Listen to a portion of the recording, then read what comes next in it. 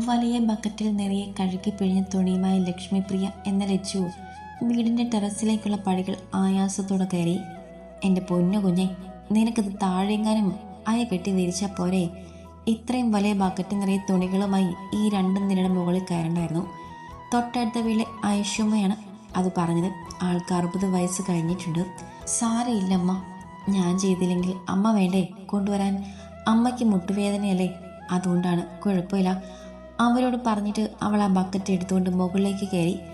ഇത് നന്ദാവനത്തിൽ സുമലതയുടെയും ശേഖരൻ്റെ ഇളയ മകൾ. ആകെ 4 മക്കൾ ആണിവർക്ക്. രാധിക വിവാഹിതയാണ്. ഭർത്താവ് രാജ്മോഹൻ, മക്കൾ ലിയ, റിയ, ആദിത്യൻ ഭാര്യമായ ഒരു മകൻ അശ്വന്ത്, അഭിജിത്ത് ഭാര്യ നികിത, ലക്ഷ്മിപ്രിയ. ഇതിൽ ആദിത്യനും അഭിജിത്തും ഇരട്ടകളാണ്. ഇരുവരും നന്ദാവനം സൂപ്പർ മാർക്കറ്റ് നോക്കി നടത്തുന്നു. രാധിക ഭർത്താവിൻ്റെ വീട്ടിലാണ്. വല്ലപ്പോഴും മാത്രമേ ഇങ്ങോട്ട് വരാറുള്ളൂ. ലച്ചു ഇവർ 3 പേരിലും പ്രായത്തിൽ കുറച്ച് താഴെയാണ്. 5 വർഷങ്ങൾക്ക് മുൻപ് ലച്ചുവിന് +1 അഡ്മിഷൻ എടുത്തു വരും വഴി ഒരു അപകടത്തിൽ ശേഖരൻ മരിച്ചു. ലച്ചുവിന് ഗുരുതരമായി പരിക്ക് പറ്റി മാസങ്ങളോളം ആശുപത്രിയിലായിരുന്നു. ഇപ്പോഴും ചികിത്സയും വഴിപാടുമായാണ് സുമലത നടക്കുന്നത്. ഒരു പെൺകുട്ടിയുടെ ജീവിതത്തിൽ സംഭവിക്കാവുന്ന ഏറ്റവും വലിയ നഷ്ടം സംഭവിച്ചവൾ എന്നൊരു ഓമന പേരും ലച്ചുവിനുണ്ട്. പോരാതെ വീട്ടിൽ നടക്കുന്ന യാതൊരു നല്ല കാര്യങ്ങൾക്കും അവളെ കൂട്ടില്ല, അമ്മയൊഴികെ ആരും. എന്തായാലും ചികിത്സയും കാര്യങ്ങളും നടക്കുന്നതിനിടയിൽ +2 നല്ല മാർക്കോടെ കൂടി പാസ്സായിട്ടും തുടർന്ന് പഠിക്കാൻ വിടാൻ സഹോദരന്മാർ താല്പര്യം കാണിക്കത്തിനാൽ ആ വീടിൻ്റെ 4 ചുവരുകൾക്കുള്ളിൽ എരിഞ്ഞു തീരുകയാണ് ലച്ചു. അപ്പം അവളുടെ സങ്കടം കണ്ട് അവളുടെ അമ്മയും, നീ തുണിയൊക്കെ മുകളിൽ കൊണ്ടുപോയിട്ടോ? മായ റൂമിൽ നിന്ന് ഇറങ്ങി വരുമ്പോൾ തന്നെ ചോദിച്ചു. തുണിയൊക്കെ വിരിച്ചു കഴിഞ്ഞു. എന്താ ഏട്ടത്തി? ലച്ചു മായയെ നോക്കി. അതെ, എൻ്റെ വീട്ടിൽ നിന്നും ഏട്ടനും ഏട്ടത്തെയും അച്ഛനും അമ്മയൊക്കെ വരുന്നുണ്ട്. നീ പെട്ടെന്ന് വീടൊന്ന് ക്ലീൻ ചെയ്യും. ഏട്ടത്തേക്ക് ഭയങ്കര വൃത്തിയാണ്. പെട്ടെന്നാകട്ടെ, അവരിപ്പോൾ എത്തും. മായ പറയുന്നത് കേട്ട് ലച്ചുവിന് ഹൃദയം നിലച്ചതുപോലെ തോന്നി. ഒരിക്കൽ തൻ്റേതെന്ന് എല്ലാവരും പറഞ്ഞു ഒരുവൻ ഇന്ന് മറ്റൊരുവളുടെ കൈയും പിടിച്ച് ഈ വീടിൻ്റെ പടി കയറി വരുന്നു. കല്യാണത്തിന് പോയില്ല. തൻ്റെ കുറവുകൾ കൊണ്ടാണ് വേണ്ടെന്ന് വെച്ചതെങ്കിലും നോവുന്നുണ്ട്. ഇവിടേക്കോ? മയേ, മണി 10 അവളൊന്നും കഴിച്ചിട്ടില്ല. അത് കഴിഞ്ഞു പോരെ? അമ്മയുടെ ശബ്ദമാണ് ലച്ചുവിനെ ചിന്തയിൽ നിന്നും ഉണർത്തിയത്. ദേ അമ്മേ, എന്നെ കൊണ്ടൊന്നും പറയിപ്പിക്കലേ. അവളെ വാരിയൂട്ടാൻ ഇവിടെ ആർക്കും നേരെയില്ല. ചെയ്യാനുള്ള ജോലി ചെയ്തിട്ട് വലുതും വേണമെങ്കിൽ കഴിച്ചിട്ട് ഏതെങ്കിലും മൂലയ്ക്ക് പോയിരുന്നു.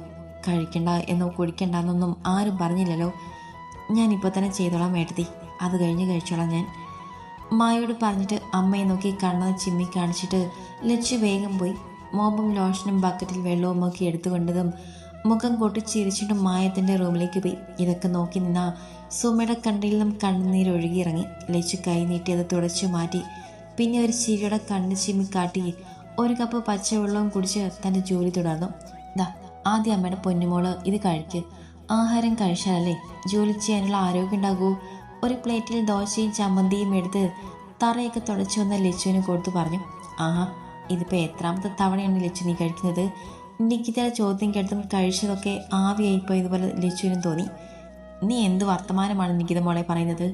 നേരം വെളുത്ത് ഈ സമയം വരെ അത് 1/2 ഗ്ലാസ് ചായ അല്ലാതെ മറ്റൊന്നും കുടിച്ചിരുന്നില്ല. ഇപ്പോൾ 2 ദോശ കഴിച്ചതിനാണോ ഈ കണക്ക് പറച്ചിൽ?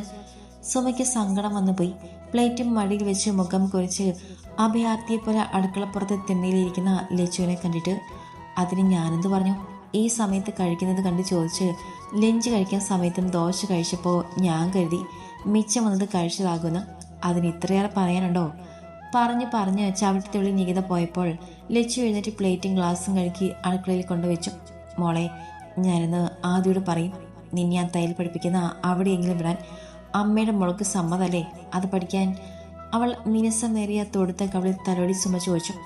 ഏട്ടൻ സമ്മതിക്കില്ലമ്മ, അമ്മയെ കൂടെ വഴക്ക് പറയും. സുമയെ ചുറ്റിപ്പിടിച്ച് വിതുമ്പിലേച്ചു. അവൻ എന്തു പറഞ്ഞാലും അതിനമ്മ അവനെ കൊണ്ട് സമ്മതിപ്പിക്കും, ഉറപ്പ്. ഇപ്പം മോള് ചെന്ന് കുറച്ചു നേരം കിടന്നു. വേണ്ടമ്മ, ഒത്തിരി ജോലിയില്ലേ, അമ്മയെക്കൊണ്ട് മാത്രം പറ്റൂല. പറഞ്ഞുകൊണ്ട് തന്നെ ചിക്കൻ കറി വെക്കാനുള്ള സവാളയും വെളുത്തുള്ളിയും ഇഞ്ചിയും ഒക്കെ എടുത്ത് നന്നാക്കാൻ തുടങ്ങി ലച്ചു. സുമ തൻ്റെ പൊന്നുമോളെ നോക്കി ശേഖരേട്ടൻ മരിക്കുന്നത് വരെ ഇവിടെയുള്ളവർ രാജകുമാരിയായിരുന്നവൾ.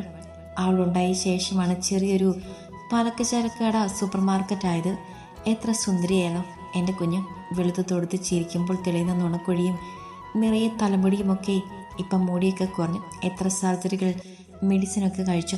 ആളാകെ മാറിപ്പോയെങ്കിലും എൻ്റെ മോളിപ്പോഴും സുന്ദരി തന്നെയാണ്, ആർക്കും ഇഷ്ടപ്പെടും. പക്ഷേ അവളിലെ കുറവ്. അമ്മ, നീ കപ്പ വെന്തു. ലച്ചുവിൻ്റെ ശബ്ദമാണ് സുമയെ ചിന്തകളിൽ നിന്നും തിരികെ കൊണ്ടുവന്നത്. അമ്മേ, മായ സുമയെ വിളിച്ചുകൊണ്ട് കിച്ചണിലേക്ക് കയറി വന്നു. ആ, ജോലിയൊക്കെ കഴിഞ്ഞോ? അപ്പോൾ ആ ഗ്രേപ്സ് എടുത്തൊന്ന് ജ്യൂസ് കൂടെ അടിച്ചു വെക്ക്. അവർ വന്നാലുടൻ അത് കൊടുക്കാം. ആദ്യമായിട്ടല്ലേ ഏട്ടത്തി ഇവിടേക്ക് വരുന്നത്? മായ ഓരോന്നും പറയുമ്പോൾ അടുക്കളയിലെ തറ തുടച്ച് വൃത്തിയാക്കുന്ന ലച്ചുവിലായിരുന്നു സുമയുടെ മിഴികൾ. അതിലെ നീർത്തിളക്കം കാണുമ്പോൾ മായയ്ക്ക് എന്തെന്നില്ലാത്തൊരു സന്തോഷം തോന്നി. നിങ്ങളിതെന്താ? ഞാൻ പറഞ്ഞത് കേട്ടില്ലേ? അവളെ നോക്കാൻ അതിന് മാത്രം എന്താ? മായ ദേഷ്യത്തോടെ സുമയോട് ചോദിച്ചു. ഞാൻ ചെയ്തു വെക്കാൻ ഏട്ടത്തി, അമ്മയ്ക്ക് വയ്യാത്തതല്ലേ? മായ സുമയോട് പറയുന്ന കേൾക്കെ വല്ലാത്തൊരു വിഷമം ലച്ചുവിന് തോന്നി. അമ്മ എവിടെ ഇരുന്നു? ഞാൻ ഉണ്ടാക്കാൻ ജ്യൂസ്. ലച്ചു സുമയെ പിടിച്ച് അവിടെ കിടന്ന സ്റ്റൂളിൽ ഇരുത്തിയിട്ട് പറഞ്ഞു. വേണ്ട, മോള് പോയി കുടിച്ച് ഈ വേഷമൊക്കെ മാറി വായു, അമ്മ ചെയ്തോളാം. ലച്ചുവിൻ്റെ കയ്യിൽ നിന്നും മുന്തിരി വാങ്ങി ഉപ്പ് വെള്ളത്തിൽ കഴുകിക്കൊണ്ട് സുമ പറഞ്ഞു. വേണ്ടമ്മ, അമ്മ ചെന്ന് കുളിക്ക്. ഈ വേഷത്തിൽ നിന്നാൽ അവരൊക്കെ വരുമ്പോൾ ഏട്ടത്തേക്ക് ദേഷ്യം വരും. ഒടുവിൽ മനസ്സിലാ മനസ്സോടെ സുമ തൻ്റെ റൂമിലേക്ക് പോയി. ജ്യൂസ് അടിച്ച് ഫ്രിഡ്ജിൽ വെച്ച് വീണ്ടും സ്ലാബിൻ്റെ പുറം നന്നാക്കിക്കൊണ്ട് ഒന്ന് തുടച്ച് ലച്ചു തൻ്റെ റൂമിലേക്ക് പോയി. റൂം എന്ന് പറയാൻ അത്ര വലുപ്പമൊന്നുമില്ല, കുഞ്ഞൊരു റൂം. ഈ വീട്ടിലെ ഏറ്റവും ചെറിയ മുറിയാണ്. അതിനുള്ളിൽ തന്നെ ചെറിയൊരു ബാത്റൂമും ഉണ്ട്. അച്ഛനുണ്ടായിരുന്നപ്പോൾ മുകളിലെ നിലയിലെ ഏറ്റവും വലിയ റൂമായിരുന്നു തൻ്റേത്. പിന്നെ അത് ആദ്യേട്ടൻ്റെ വിവാഹം കഴിഞ്ഞപ്പോൾ ഏട്ടത്തിക്കും ആ റൂം തന്നെ വേണമെന്നായി. അന്ന് അമ്മയോടൊപ്പം കിടന്നിരുന്ന ഞാൻ സന്തോഷത്തോടെ അത് വിട്ടുകൊടുത്തു. പണ്ട് ഏട്ടത്തിക്കും എന്ത് സ്നേഹമായിരുന്നു. ഏട്ടന്മാർക്കും അതെ. ഏട്ടത്തിക്ക് ഏട്ടനെ പ്രണയിച്ചിരുന്ന കാലത്ത് ഇവിടെ വരുമ്പോഴൊക്കെ തൻ്റെ കൂടെ നടക്കും. ഇന്നോ കാണുതേ അപശകനം. അന്ന് അച്ഛൻ്റെ കൂടെ കൊണ്ടുപോയി കൂടായിരുന്നോ? അച്ഛാ, അച്ഛൻ്റെ ലച്ചൂട്ടിയെ ഒരു വിങ്ങലോടെ ഓരോന്നും ഓർത്തുകൊണ്ട് ലച്ചു കുളിച്ചിറങ്ങി. ഒരു നിറം മങ്ങിയ കോട്ടൺ ചുരിദാറായിരുന്നു വേഷം.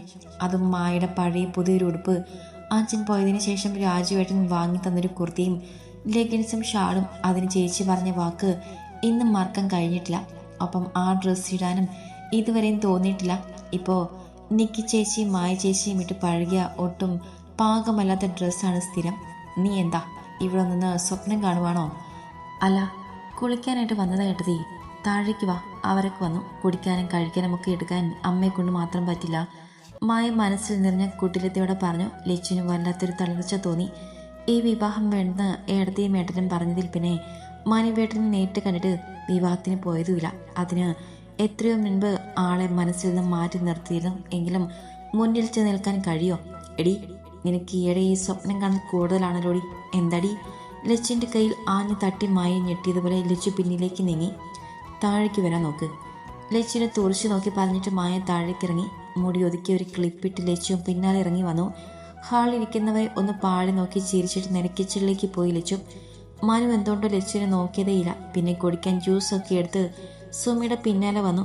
എല്ലാവരും കുടിക്കാനും കഴിക്കാനും ഒക്കെ തുടങ്ങിയപ്പോൾ ലച്ചുമെല്ലാം കിച്ചണിലേക്ക് തന്നെ വലിഞ്ഞു. ഇനി താനൊരു അധികപ്പറ്റാണ് അവിടെ.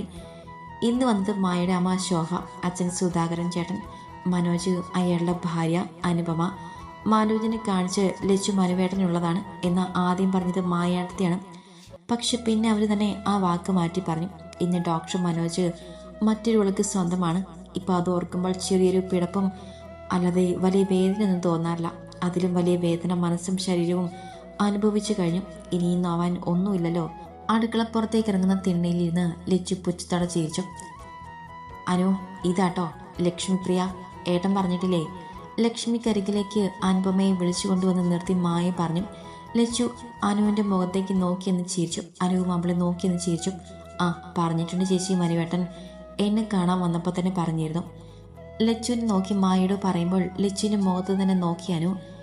നറനിലാവ് പോലൊരു പെണ്ണ്, അതായിരുന്നു ലച്ചുവിനെ കണ്ടപ്പോൾ അനുവിനെ തോന്നിയത്. ലച്ചു പഠിക്കാനൊന്നും പോകുന്നില്ലേ? അനു ലച്ചുവിനോട് ചോദിച്ചു. അത് ഞാൻ ലച്ചു വെക്കി. അനുവാ, നമുക്ക് മുകളിലേക്ക് പോവാം. ആദ്യമായിട്ട് നിപ്പ വരും. മനുവേട്ടൻ അതുവരെ പോസ്റ്റാകും. നമ്മളിവിടെ നിന്നാ. അനുവിൻ്റെ കയ്യിൽ പിടിച്ച് മായ പുറത്തേക്ക് കൊണ്ടുപോയി. ആരാ? കുഞ്ഞിപ്പാത്തമ്മ എൻ്റെ വീട്ടിൽ വരുന്ന കാർ. മതിലരികിൽ നിന്നും ആയിഷമ്മ ചോദിച്ചു. ഏടത്തിൻ്റെ വീട്ടുകാരാണ് ആയിഷമ്മ. മതിലിൻ്റെ ഇടയ്ക്കുള്ള ചെറിയ ഗേറ്റിൻ്റെ അരികിൽ നിന്നാണ് ആയിഷമ്മ ചോദിക്കുന്നത്.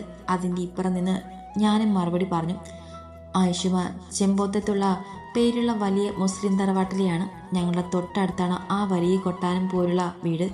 5 മക്കളും അവിടെ ഭർത്താക്കന്മാരും മക്കളുമൊക്കെ ഏതോ ഗൾഫ് രാജ്യത്താണ്. ഇടയ്ക്ക് അവരൊക്കെ വരുമ്പോൾ ഒരു കല്യാണം പോലെ തോന്നും. ഇത്രയ്ക്ക് ആളും ബഹളവും ഒക്കെയാണ് ഇവിടെ.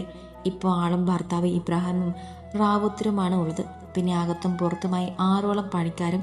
പിന്നെ ആള് 14-ാം വയസ്സിൽ വിവാഹിതയായി വന്നതാണ് ഇവിടെ. ഇപ്പം മൂത്ത മോൾക്ക് 45 വയസ്സുണ്ട്.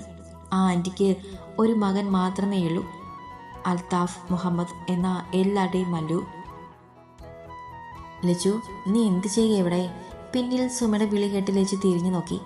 ഐഷുമ്മയോട് സംസാരിച്ച് എന്താണമ്മ? എന്നിട്ട് ഉമ്മ എവിടെ? ബാപ്പി വിളിച്ചിട്ട് അകത്തേക്ക് പോയി. പറഞ്ഞുകൊണ്ട് തന്നെ ലച്ചു അമ്മയ്ക്കരികിലെത്തി. അവർക്ക് കഴിച്ചോ അമ്മ? കഴിച്ചിട്ട് റെസ്റ്റ് എടുക്കുവാണ്. ഏട്ടന്മാർ വന്നോ? വന്നു, കഴിച്ചു. ആദ്യം അച്ഛനെ വിളിക്കാൻ സ്കൂളിൽ പോയി. അത്രയും സമയമായോ അമ്മ? പിന്നെ ആവാതെ. നീ വന്ന് വലതും കഴിക്കാൻ നോക്കി ലച്ചു. നിന്റെ കോലം നീ കാണുന്നില്ലേ മോളെ? അവളെ തലമുടി പിടിച്ച് നോക്കിക്കൊണ്ട് സുമ ചോദിച്ചു. അമ്മ എന്തിനെങ്ങനെ വിഷമിക്കുന്നേ? നല്ലതൊന്നും വരാനില്ലാത്ത എനിക്ക് എന്തിനാ നിറയെ തലമുടിയും ആരും നോക്കുന്ന സൗന്ദര്യമൊക്കെ ഒന്നും വേണ്ടേ? ഇങ്ങനെ പോയാൽ മതി. അമ്മയുടെ സങ്കടം കാണുമ്പോൾ മാത്രമേ എനിക്ക് വിഷമമുള്ളൂ. എന്നെ ഒത്ത് വിഷമിച്ച് അമ്മ അസുഖമൊന്നും വരുത്തി വയ്ക്കലേ. എനിക്കൊന്നുമില്ല. നീ വാ, വന്നു വലതും കഴിക്ക്. ഇനിയിപ്പോൾ ചായ കുടിക്ക്. ഉണ്ണിയപ്പവും പഴംപൊരിയും സമൂസയുമായി ഓരോരുത്തർക്കും ഓരോന്ന് വേണമല്ലോ. മോള് വാ. അവളുടെ കൈയും പിടിച്ച് അടുക്കളയിൽ എത്തുമ്പോൾ ലച്ചുവിനെ എന്തെങ്കിലും ഒരു തൊഴിൽ പഠിപ്പിക്കണമെന്ന് സുമയുടെ മനസ്സിലെ തീരുമാനം ഒന്നുകൂടെ ഉറപ്പിക്കുകയായിരുന്നു. എല്ലാവരും കഴിച്ച പാത്രങ്ങൾ സിങ്കിൽ കൂന കൂടി കിടപ്പുണ്ട്. ടേബിളും ഒക്കെ ആകെ അലങ്കോലമായി കിടക്കുന്നു. കണ്ടപ്പോൾ തന്നെ ലച്ചുവിന് മനം പുരട്ടി. വാ, വന്നിന്ന് കഴിക്ക്. സുമ ഒരു പ്ലേറ്റിൽ ചോറ് വിളമ്പി വെച്ചിട്ട് ലച്ചുവിനെ നോക്കി. ഞാനിതൊക്കെ വൃത്തിയാക്കിയിട്ട് കഴിക്കാമ. ഇതൊക്കെ കണ്ടിട്ട് എന്തോ ഛർദ്ദിക്കാൻ വരുന്നു. ചിക്കനും മീനും കഴിച്ചിട്ട് അതിൻ്റെ എല്ലും മുള്ളുമൊക്കെ ചവച്ച് തുപ്പിയും ചോറും കറിയും കഴിച്ചതുമൊക്കെ പാത്രങ്ങളിൽ കണ്ട് ലച്ചു സുമയോട് പറഞ്ഞു. എൻ്റെ കുഞ്ഞെ, സമയം എത്രയെന്നാ? ഇതൊക്കെ ചെയ്തു തീർക്കാൻ 2 മണിക്കൂറെങ്കിലും ആകും.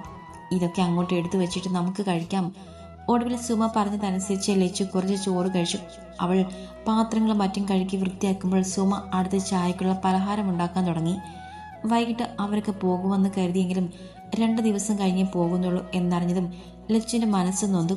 അവർക്ക് പോകും വരെ ഒന്നിരിക്കാൻ പോലും ഏട്ടത്തി സമ്മതിക്കില്ല. മക്കൾ വാ, ചായ കുടിച്ചോ. അമ്മ ആരോടോ ചോദിക്കുന്ന കേട്ട് ലച്ചു തിരിഞ്ഞു നോക്കി. അച്ചുമോനാണ്, അമ്മയുടെ അടുത്ത് പോകും. എന്നാൽ തൻ്റെ അടുത്ത് വരാൻ അവനെന്തോ പേടിയാണ്. വാ മോനെ. ലച്ചു കൈ നീട്ടിയെങ്കിലും അവൻ പെട്ടെന്ന് കിച്ചണിൽ നിന്ന് ഇറങ്ങിപ്പോയി. ലച്ചു നിറഞ്ഞു വന്ന മിഴികൾ സുമ കാണാതെ മുഖം കുനിച്ചു നിന്നു. രാത്രി ഭക്ഷണമൊക്കെ കഴിഞ്ഞ് ഉമ്മർത്ത് എല്ലാവരും കൂടി ഇരുന്ന് വർത്തമാനം തുടങ്ങിയപ്പോൾ ലച്ചു പാത്രങ്ങളോട് മല്ലിടുകയായിരുന്നു. അമ്മ. രാത്രി കിടക്കയിലിരുന്ന് കാൽ മരുന്ന് പുരട്ടുന്ന സുമയെ ലച്ചു വിളിച്ചു. എന്താമ്മ, കാലുവേദന ഉണ്ടല്ലേ? ഇന്ന് ഒരുപാട് നേരം നിന്നതുകൊണ്ടാണ്. മരുന്ന് വാങ്ങിയമ്മയുടെ കാലിൽ പുരട്ടി തലോടി കൊടുത്ത് ലച്ചു. ഞാൻ ആദ്യോട് അവരൊക്കെ പോയിട്ട് ചോദിക്കാൻ കേട്ടോ. മോളെ, നിന്നെ തയ്യൽ പഠിക്കാൻ വിടുന്നതിനെക്കുറിച്ച് അമ്മയുടെ കയ്യിൽ 1 രൂപ സമ്പാദ്യം പോലും ഇല്ല. അല്ലെങ്കിലും ആരോടും കാല് പിടിക്കാതെ അമ്മ എൻ്റെ കുഞ്ഞിനെ പഠിപ്പിക്കാൻ വിടുമായിരുന്നു. ലച്ചുവിൻ്റെ കവളിൽ തലോടി സുമ പറഞ്ഞു. എനിക്കതിലൊന്നും വിഷമയില്ലമ്മ. കിടന്നോ, ഞാനും പോയി കിടക്കട്ടെ.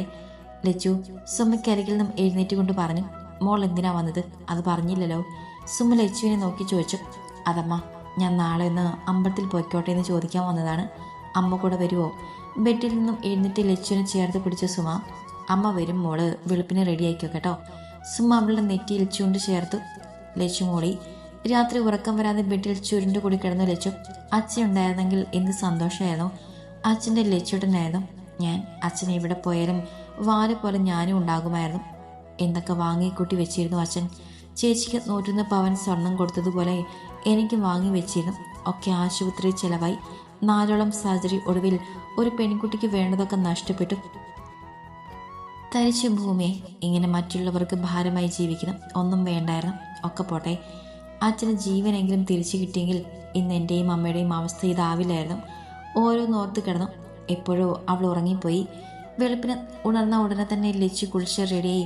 ഒരു പഴയ പട്ടു പാവാടയും ഉടുപ്പുമായിരുന്നു ഇട്ടത്. വേറെ നല്ലതൊന്നും ഇല്ലെങ്കിലും അതവൾക്ക് നല്ല ചേരുന്നുണ്ട്. അച്ഛൻ അവസാനമായി വിഷുവിന് വാങ്ങി തന്നതാണ്. ആ ഓർമ്മയിൽ കണ്ണൊന്ന് നിറഞ്ഞെങ്കിലും വേഗം താഴേക്ക് ചെന്നു. പോയിട്ട് വേണം അടുക്കളയിൽ കയറാൻ. അമ്മ റെഡിയായോ? പോകാവോ? പോകാൻ വിളിച്ചു.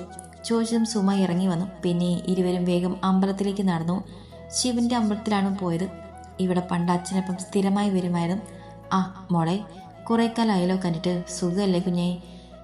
വിളക്കും തിരിയും പൂവും ഹാരവും ഒക്കെ വിൽക്കുന്ന അമ്മൂമ്മയാണ്. പണ്ട് അച്ഛൻ കാണുമ്പോൾ ചായ കുടിക്കും പറഞ്ഞ് എപ്പോഴും കാശ് കൊടുക്കും. ഇന്ന് ദേവന്റെ നടയിൽ കാണിക്കിടാൻ പോലും 1 രൂപ ഇല്ലാതെ വന്ന് നിൽക്കുന്നു. കാണുന്നില്ലേ എൻ്റെ ഈ അവസ്ഥ? ഈ ലോകത്തൊരു പെൺകുട്ടിക്കും എൻ്റെ ഗതി വരരുത്. ഇപ്പോൾ എന്നെ ഓർത്ത് ഒരുക്കുകയാണ് എൻ്റെ അമ്മ ജീവിക്കുന്നത്. ഞാനില്ലെങ്കിൽ ഏട്ടന്മാർ അമ്മയെ പൊന്നുപോലെ നോക്കുമായിരിക്കും. പിന്നൊന്നും പറയാനും പരിഭവിക്കാനും ഇല്ലാത്തതുപോലെ ലച്ചു ഭഗവാനെ നോക്കിയതും നിറഞ്ഞ മിഴികൾ ഒഴുകിയിറങ്ങി. കുഞ്ഞെ, ഈ കണ്ണുനീര് മഹാദേവൻ കാണുന്നുണ്ട്. ഈ കണ്ണുനീരൊപ്പാൻ ഒരുവൻ വരും. അധികം വൈകാതെ വിഷമിക്കേണ്ട. ലച്ചുവിൻ്റെ കണ്ണുനീര് കണ്ടെന്ന് തിരുമേനി പറഞ്ഞു. അവൾ കണ്ണുനീരിൽ ചിരിച്ചുകൊണ്ട് അയാളെ നോക്കി. ഈ എൻ്റെ കണ്ണുനീരൊപ്പാൻ ഒരുവൻ ആരും വരാനില്ല, ഒരിക്കലും വരില്ല. മനസ്സിൽ പറഞ്ഞിട്ട് പുഞ്ചിരിയോടെ ഇരിക്കുന്ന മഹാദേവനെ ഒന്നുകൂടെ വണങ്ങി തന്നെ കാത്തു നിൽക്കുന്ന അമ്മയുടെ അരികിലേക്ക് ലച്ചു നടന്നു.